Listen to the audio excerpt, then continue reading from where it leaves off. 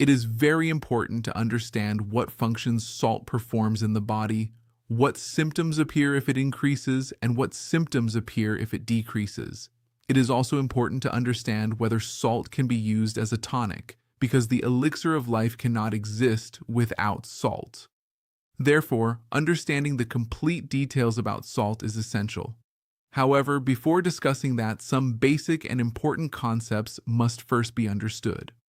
Salt and water in the body.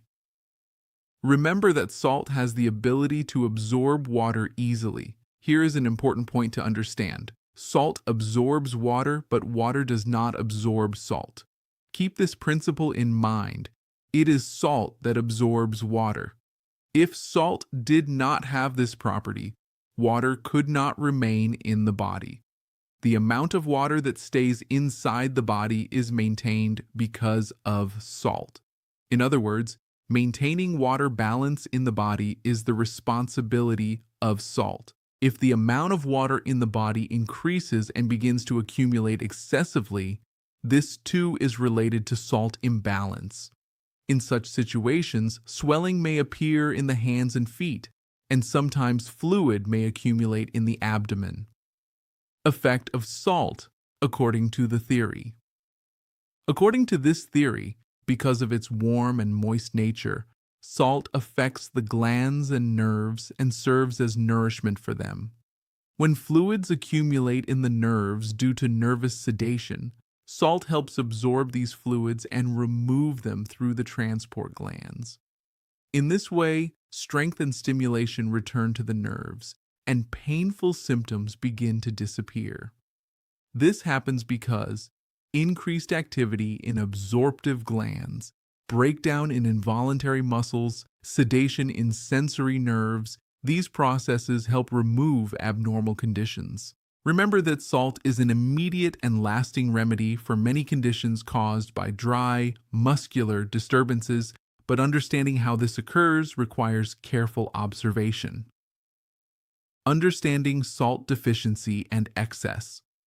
Whether salt becomes too high or too low, the body will inevitably become ill. The key is to understand how to recognize these conditions. 1. Signs of salt deficiency. If the amount of salt in the body becomes too low, the moist membranes of the body begin to dry. This dryness may be temporary or chronic. Such dryness often appears during muscular stimulation, when the nervous system causes depletion in watery membranes.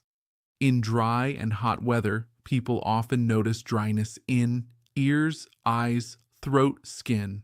Sometimes the skin becomes flaky, and hands, feet, face, tongue, or lips become dry or cracked. These signs indicate that the moist membranes are no longer properly hydrated, meaning that the distribution of water in the body is disturbed, which points towards salt deficiency.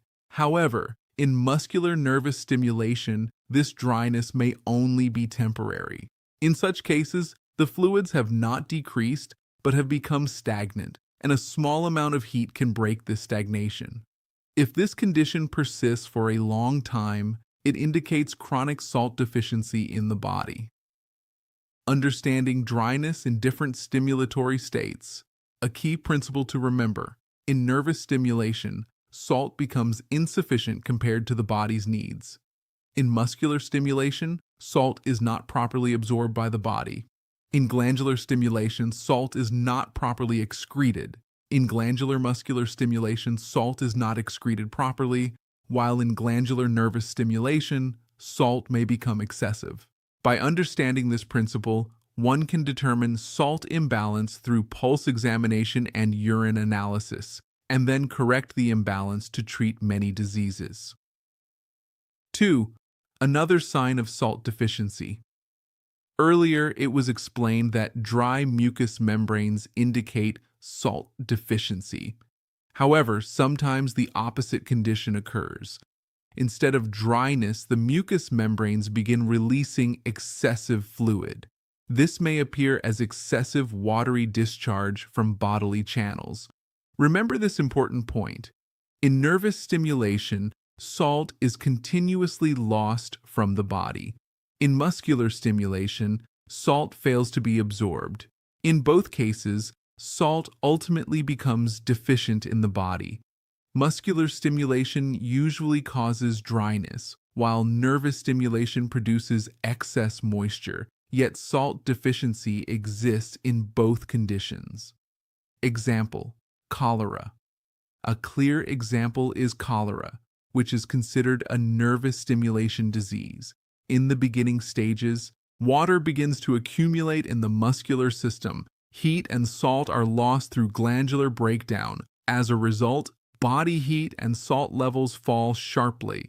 Due to inactivity in the muscular system, fluids stagnate, leading to severe decomposition, formation of microorganisms, and production of toxins, eventually placing life in serious danger. The discussion will continue in the next part.